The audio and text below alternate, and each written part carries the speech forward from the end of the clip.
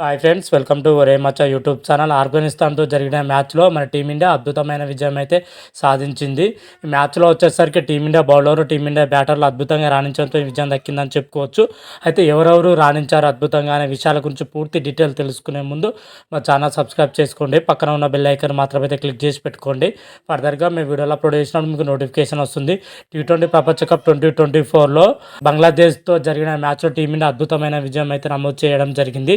ఈ మ్యాచ్లో వచ్చేసరికి టీమిండియా 50 పరుగుల తేడాతోని విజయం అయితే సాధించిందని చెప్పుకోవచ్చు. ఈ మ్యాచ్లో టీమిండియా వచ్చేసరికి అటు బ్యాటింగ్లో కానీ ఇటు బౌలింగ్లో కానీ అన్ని విభాగాల్లో సమిష్టిగా రాణించడంతోనే విజయం దక్కిందని చెప్పుకోవచ్చు. ముఖ్యంగా బ్యాటింగ్ పొజిషన్లో వచ్చేసరికి 4 బ్యాటర్లు అద్భుతంగా రాణించడం జరిగింది.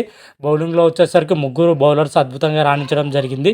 ఓవరాల్గా టీమిండియా అన్ని విభాగాల్లో రాణించడంతోనే విజయం దక్కిందని చెప్పుకోవచ్చు. ముఖ్యంగా హార్దిక్ పాండ్యా మాత్రమే ఆల్రౌండర్ ప్రదర్శనతోనే ఆకట్టుకోవడం జరిగింది. బ్యాటింగ్లో హాఫ్ సెంచరీతో రాణించగా బౌలింగ్లో వచ్చేసరికి 3 ఓవర్లు వేసి 30 రన్స్ ఇచ్చి ఒక కీలకమైన వికెట్ కూడా తీయడం జరిగింది మన హార్దిక్ పాండ్యా మాత్రమే. హార్దిక్ పాండ్యా ఓవరాల్ ఆల్రౌండ్ ప్రదర్శనతో టీమిండియా విజయానికి అయితే కీ రోల్ అయితే పోషించడం జరిగింది.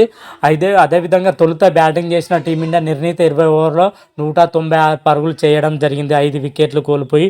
ముఖ్యంగా టీమిండియా బ్యాటింగ్ లైనప్ ఎంత స్ట్రాంగ్గా ఉందో ఈ మ్యాచ్లో అయితే ఏర్పడిందని చెప్పుకోవచ్చు. ప్రతి ఒక్క బ్యాటర్తో వాళ్ళ స్థాయి తగ్గ ప్రదర్శన అయితే చేయడం జరిగింది. ముఖ్యంగా శివన్ దుబే ఫామ్లోకి రావడం జరిగింది, విరాట్ కోహ్లీ ఫామ్లోకి రావడం జరిగింది, రోహిత్ శర్మ కూడా ఫామ్లోకి రావడం జరిగింది. వీళ్ళు ముగ్గురు కూడా ఫామ్లోకి రావడం టీమిండియా కలిసి వచ్చే అంశం అని చెప్పుకోవచ్చు. బంగ్లాదేశ్తో జరిగిన వీళ్ళు ముగ్గురు మాత్రమైతే వాళ్ళ స్థాయి తగ్గ ప్రదర్శన అయితే చేయడం జరిగింది. వీరితో పాటు రిషబ్ పంత్, హార్దిక్ పాండ్యా, అదేవిధంగా శివం దుబేలో రాణించడం జరిగింది. అయితే ప్రతి మ్యాచ్లో విఫలం అవుతున్న రోహిత్ శర్మ, విరాట్ కోహ్లీ మ్యాచ్లో అద్భుతంగా రాణించడం జరిగింది. రోహిత్ శర్మ వచ్చేసరికి కేవలం 11 బంతుల్లోనే 23 పరుగులు చేయడం జరిగింది.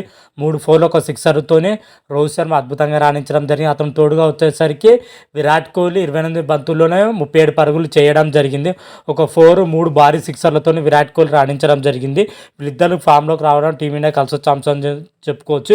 వీరు అవుట్ అయిన తర్వాత రిషబ్ పంత్, అదేవిధంగా శివం దుబేలో అద్భుతంగా రాణించడం జరిగింది. వీళ్ళిద్దరు దాటికి టీమిండియా భారీ స్కోర్ చేయడంలో కీ రోల్ పోషించడం చెప్పుకోవచ్చు. వీళ్ళిద్దరు కూడా ముఖ్యంగా రిషబ్ పంత్ మాత్రమైతే బంగ్లా బౌలర్లకు అయితే చుక్కలు చూపించడం చెప్పుకోవచ్చు.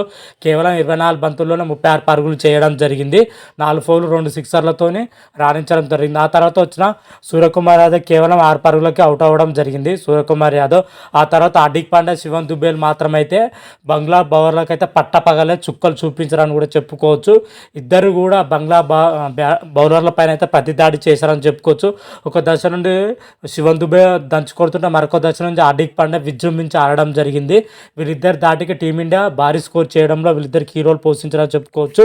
శివన్ దుబే వచ్చేసరికి కేవలం 24 బంతుల్లోనే 34 పరుగులు చేయడం జరిగింది. 3 భారీ సిక్సర్లతోనే శివన్ దుబే 141 స్ట్రైక్ రేట్తో ఆడడం జరిగింది. చివరి వరకు హార్దిక్ పాండ్యా ఉండి మన టీమిండియా స్కోర్ను 196 పరుగుల వరకు తీసుకెళ్లడంలో మన హార్దిక్ పాండ్యా కీ రోల్ పోషించడం జరిగింది. ఈ మ్యాచ్లో హార్దిక్ పాండ్యా హాఫ్ సెంచరీతోనే రాణించడం జరిగింది. కేవలం 27 బంతుల్లోనే 50 పరుగులు చేయడం జరిగింది. 4 4లు 3 భారీ సిక్సర్లతో హార్దిక్ పాండ్యా 185 స్ట్రైక్ రేట్తో ఆడడం జరిగింది. హార్దిక్ పాండ్యా భీకరమైన ఇన్నింగ్స్ తోటేనే టీమిండియా నిర్ణీత 20 ఓవర్లో 196 పరుగులు చేయడం జరిగింది, 5 వికెట్లు కోల్పోయి. ముఖ్యంగా టీమిండియా బ్యాటర్లు మాత్రమైతే ఈ మ్యాచ్లో అందరూ కూడా సమిష్టిగా అయితే రాణించడానికి కూడా చెప్పుకోవచ్చు. అందరు వాళ్ళ స్థాయి తగ్గ ప్రదర్శన అయితే చేయడం జరిగింది. అదేవిధంగా బంగ్లా బౌలర్ కూడా మెచ్చుకోవచ్చు. ఒకనొక దశలో టీమిండియా బ్యాటర్లను టపాటపా వికెట్లు అయితే తీయడం జరిగింది.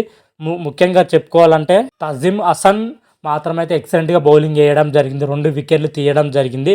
అదేవిధంగా రిషద్ వచ్చేసరికి 2 వికెట్లు కూడా తీయడం జరిగింది. వీళ్ళిద్దరు అద్భుతంగానే రాణించడం జరిగింది.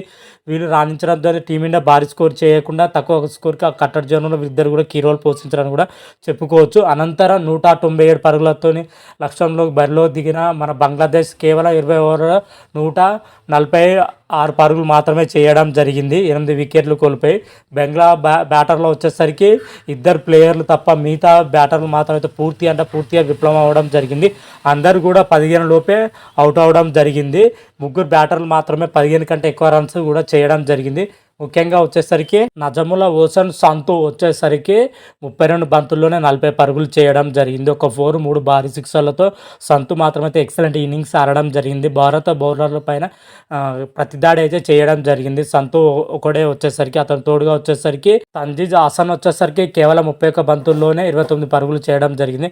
4 4లతోనే రాణించడం జరిగింది. చివరిలో వచ్చేసరికి రషీద్ 10 బంతుల్లోనే 24 పరుగులు చేయడం జరిగింది. ఒక 4 3 భారీ సిక్సర్లతోనే రాణించడం జరిగింది. వీళ్ళు ముగ్గురు బ్యాటర్లు తప్ప మిగతా బ్యాటర్లు మాత్రం అయితే పూర్తిగా విఫలం అవ్వడం జరిగింది. దీంతో బంగ్లాదేశ్ నిర్ణీత 20 ఓవర్ల 146 పరుగులకే పరిమితమైందని చెప్పుకోవచ్చు. దీంతో టీమిండియా వచ్చేసరికి 50 పరుగుల తేడాతో అద్భుతమైన విజయం సాధించింది. విజయంతో సూపర్ 8లో రెండో విజయం నమోదు చేయడంతో పాటు టీమిండియా అయితే సెమీఫైనల్కి అయితే దూసుకెళ్లడం జరిగింది. ఆస్ట్రేలియాతో జరగబోయే మూడో సూపర్ 8 మ్యాచ్లో నామమాత్రం మ్యాచ్ అని చెప్పుకోవచ్చు. ఆ మ్యాచ్లో గెలిస్తే టీమిండియా ఇప్పటికే సెమీఫైనల్కి అయితే చేరడం జరిగింది. ఆ మ్యాచ్లో గెలిస్తే ఇంకా సునాయాసంగా అయితే చేరుతుందని కూడా చెప్పుకోవచ్చు. అదేవిధంగా టీమిండియా బౌలర్ల విషయానికి వచ్చినట్లయితే టీమిండియా బౌలర్ ఈ మ్యాచ్లో మాత్రమైతే మరోసారి అయితే సమిష్టిగా రాణించడం జరిగింది. టీమిండియా బౌలర్ జస్ప్రీత్ బుమ్రా, హర్షదీప్ సింగ్, అక్షర్ పటేల్, కుల్దీప్ యాదవ్, హార్దిక్ పాండ్యా, రవీంద్ర జడేజాలు అందరూ కూడా సమిష్టిగా అయితే రాణించడం జరిగింది. ముఖ్యంగా కుల్దీప్ యాదవ్ మాత్రమైతే బంగ్లా బ్యాటర్లకు అయితే చుక్కలు చూపించడం జరిగింది. ఒక దశ నుంచి మరొక దశ నుంచి జస్ప్రీత్ బుమ్రా నిప్పులు చెరిగే బంతులకు బంగ్లా బ్యాటర్లు అయితే నిలదొక్కోలేకపోయారు. వీళ్ళిద్దరు దాటికి బంగ్లా బ్యాటర్లు అయితే చుక్కలు చూపించారని కూడా చెప్పుకోవచ్చు. హర్షదీప్ సింగ్ 4 ఓవర్లు వేసి 30 రన్స్ ఇచ్చి 2 వికెట్లు తీయడం జరిగింది. ముఖ్యంగా జస్ప్రీత్ బుమ్రా 4 ఓవర్లు వేసి కేవలం 13 పరుగులు ఇచ్చి 2 కీలకమైన వికెట్లు తీయడం జరిగింది. హార్దిక్ పాండ్యా 1 వికెట్ తీయడం జరిగింది. అదేవిధంగా కుల్దీప్ యాదవ్ మరోసారి ఈ మ్యాచ్లో రెచ్చిపోయి బౌలింగ్ వేయడం జరిగింది. 4 ఓవర్లు వేసి 19 రన్స్ ఇచ్చి 3 కీలకమైన వికెట్లు అయితే తీయడం జరిగింది కుల్దీప్ యాదవ్. ఓవరాల్గా ఈ మ్యాచ్లో టీమిండియా బౌలర్స్ మాత్రం అయితే సమిష్టిగా రాణించడంతోనే విజయం దక్కింది. మన టీమిండియా మరోసారి సమిష్టి ప్రదర్శనతోనే సెకండ్ సూపర్ మ్యాచ్లో గెలవడం జరిగింది. అదేవిధంగా ఆస్ట్రేలియాతో జరగబోయే మ్యాచ్లో మరోసారి టీమిండియా ఇదే సమిష్టి ప్రదర్శనతోని రాణిస్తే టీమిండియా ఈజీగా ఆస్ట్రేలియా పైన అయితే విజయం సాధించే అవకాశం అయితే ఖచ్చితంగా ఉంటుంది. మరి ఆ మ్యాచ్లో టీమిండియా ప్రదర్శన ఎలా ఉంది, ఏ విధంగా ఉంది అనేది అయితే నెక్స్ట్ వీడియోలో క్లియర్ కట్గా అయితే తెలుసుకుందాం. అంతవరకు మీకు ఈ వీడియోగా నచ్చినట్టయితే లైక్ చేయండి, షేర్ చేయండి. మరిన్ని వీడియోల కోసం మా ఛానల్ సబ్స్క్రైబ్ చేసుకోండి. పక్కన ఉన్న బెల్ ఐకాన్ మాత్రమైతే క్లిక్ చేసి పెట్టుకోండి. ఫర్దర్గా మేము వీడియోలో అప్లోడ్ చేసినా మీకు నోటిఫికేషన్ వస్తుంది. హర హర మహాదేవ్, శంభో శంకర. Thank you.